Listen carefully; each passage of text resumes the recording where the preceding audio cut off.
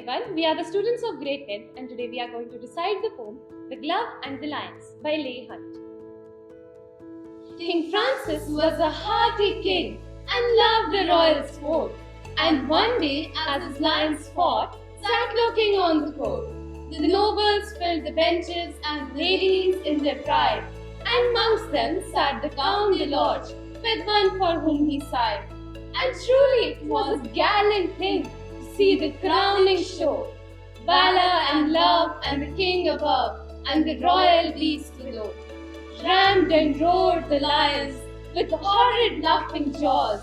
They bit, they glared, gave blows like these, a wind went with their paws.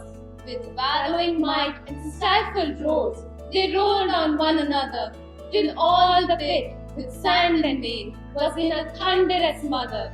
The flooding foam above the bars came whisking through the air.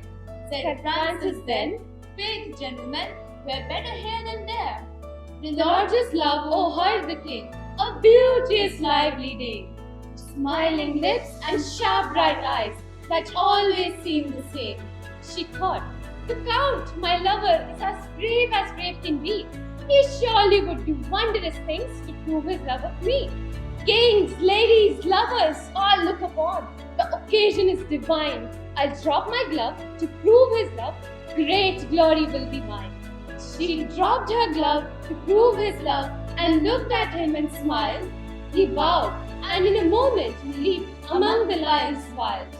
The leap was quick, the return was quick. He has regained his place. Then threw the glove, but not with love, right in the lady's face. "By God," said Francis, "rightly done," as he rose from where he sat. "No love," quoth he, "but vanity sets love a task like that."